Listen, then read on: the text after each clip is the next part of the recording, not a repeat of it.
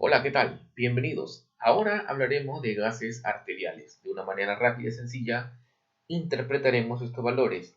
Para recordar, el pH tiene un valor de 0,14, pero en nuestro cuerpo sus valores son de 7,35 a 7,45. Recuerdan, un valor bajo es ácido y se considera acidemia, y un valor alto alcalemia. En nuestro cuerpo básicamente están regulados por estos dos órganos importantes, el sistema respiratorio por un lado y el sistema renal. El respiratorio lo regula con el CO2 y el renal con el bicarbonato. Estas dos moléculas son las más importantes en un AGA para poder determinar el trastorno ácido-base.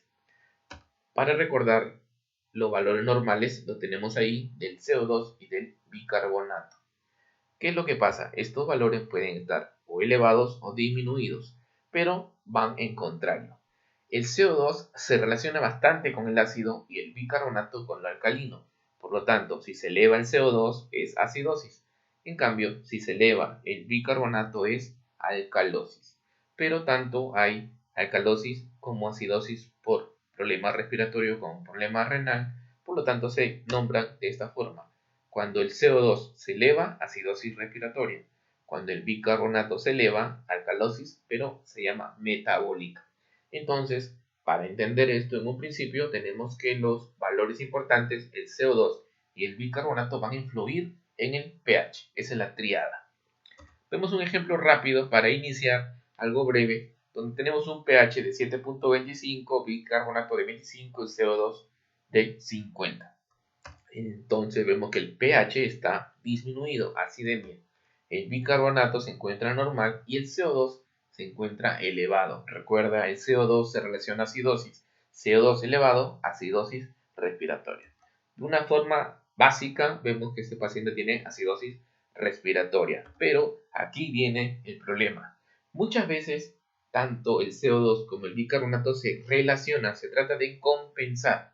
Recuerda, un ácido se va a neutralizar con un alcalino. Por lo tanto, lo mismo ocurre en nuestro organismo. Cuando hay acidosis respiratoria, trata de hacer una alcalosis metabólica. Eso es un problema de compensación. Pero también puede ocurrir que tanto el problema respiratorio esté agregado un problema metabólico. A eso se llama trastorno mixto. Aquí están los ejemplos. Si hay acidosis metabólica, el cuerpo intenta realizar alcalosis respiratoria. ¿Para qué? Para compensar.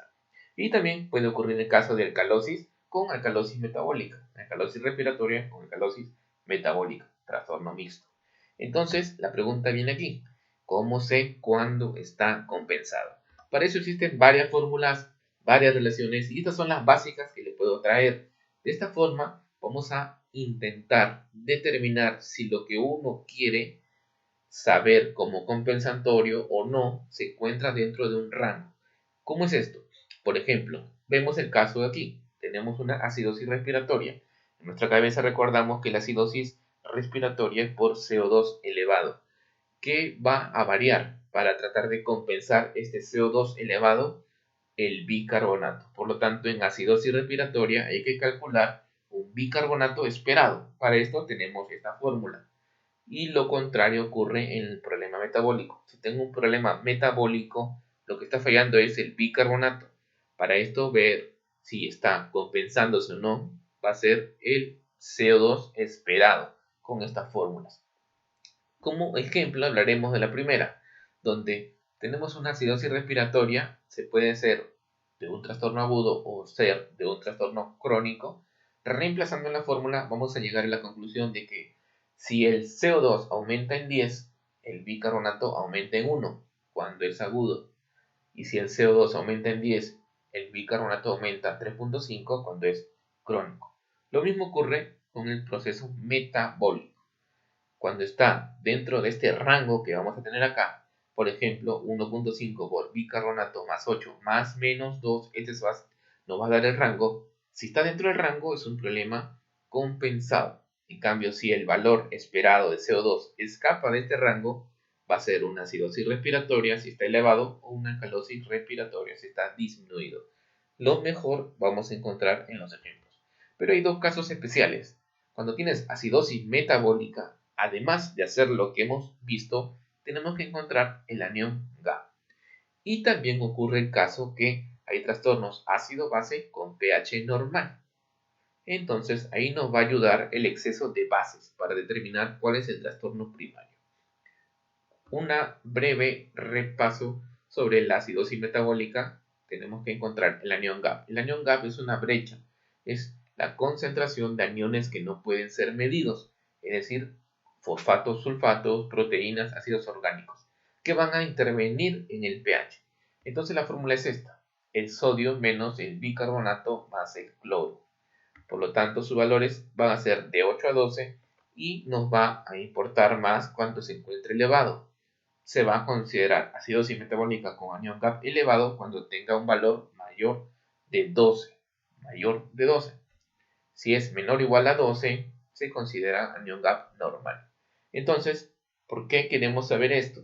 Porque cuando el anión GAP está elevado, existe una lista de acidosis metabólica con anión GAP elevado y es la que presentamos en este cuadro. Cuando es normal, encontramos de esta forma. Esto lo puedes revisar, pero también vamos a hablar sobre los excesos de base. El exceso de base es la cantidad de ácido o base para alcanzar o reducir el pH a 7.4, es decir, a ponerlo neutro. Esto tiene un rango de menos 2 a más 2. Cuando está dentro del rango con R de respiratorio, el problema es predominantemente respiratorio. Y cuando está fuera de rango, metabólico. Recuerda, dentro del rango respiratorio, fuera de rango metabólico.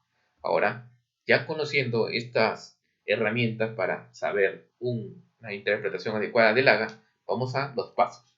Cuando tienes un AGA, lo primero que tienes que hacer es determinar el pH. Entonces, ¿cómo determinas el pH? Si está en acidemia o alcalemia, o si es normal, también puede ser. Lo segundo es determinar si el trastorno primario es metabólico o si es respiratorio, si está bicarbonato alterado o CO2 alterado. Y tercer paso es reconocer si hay una respuesta compensatoria o no, o si es un trastorno mixto donde hay dos problemas. Y no te olvides de los casos especiales: acidosis metabólica, buscar el anión GAP, y trastorno ácido-base con pH normal, ver el exceso de base. Entonces, vemos los ejemplos que son los que nos van a ilustrar mejor estos problemas metabólicos. Entonces vemos acá el pH. Tenemos primer paso, reconoce el pH. pH 7.12, acidemia.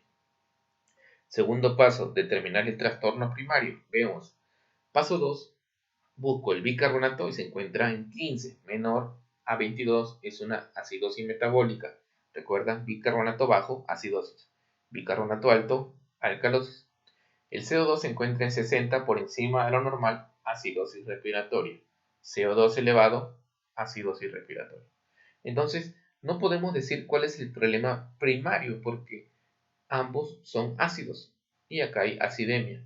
Por lo tanto, hay que buscar si esta relación entre acidosis metabólica o acidosis respiratoria está compensada o es que hay un trastorno mixto. Entonces, en el tercer paso vemos determinar la respuesta compensatoria del trastorno mixto. Vamos a coger la acidosis metabólica para ver un CO2 que se puede esperar de acuerdo a una acidosis metabólica. Entonces, vemos la formulita, la tabla de la fórmula, si buscamos la de acidosis metabólica y copiamos la fórmula y la reemplazamos con el valor de bicarbonato. Entonces, yo sé que el bicarbonato está alterado, produciendo una acidosis metabólica. ¿Cuál será el CO2 esperado para este cambio en la acidosis metabólica? Reemplazando sus valores, tenemos que el CO2 que yo esperaría por mi acidosis metabólica es de 28.5 a 32.5, pero viendo el CO2 se encuentra por fuera de este rango, por lo tanto es un problema adicional. Tenemos una acidosis metabólica con una acidosis respiratoria, un trastorno mixto. Vemos otro ejemplo. Primer paso, determinar el pH. Está en acidemia, 7.25. Segundo paso, tratar de encontrar el trastorno primario. El bicarbonato se encuentra en más de 26. Esta es una alcalosis metabólica. Nuevamente, bicarbonato elevado, alcalosis, bicarbonato bajo, acidosis metabólica. Y vemos el CO2 más de 45, un 60. CO2 elevado, acidosis respiratoria. Pero aquí sí podemos determinar una relación, porque lo más obvio es que si tenemos una acidemia, Lo que ha ocasionado esto es la acidosis respiratoria. Por lo tanto, aquí está la relación del trastorno primario, donde lo más probable es que la acidosis respiratoria llevó a una alcalosis metabólica. ¿Para qué? Para compensar. Tercer paso, determinar la respuesta compensatoria o ver si es un trastorno mixto. Por lo tanto, vámonos a cuadro de acidosis respiratoria. Podemos ver si es aguda o crónica.